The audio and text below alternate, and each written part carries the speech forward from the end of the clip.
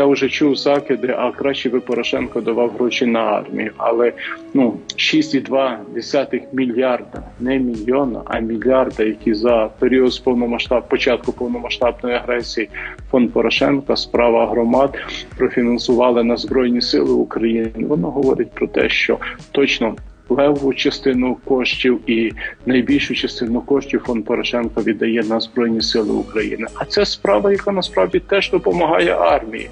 Бо той, хто не знає своєї історії, той, хто не шанує свою історію, той, хто не поважає провідників своєї нації, той точно сьогодні не зможе організувати супротив проти московитів. Тому так важливо відновити будинок, де головний командир УПА Роман Шухевич прийняв свій останній бій.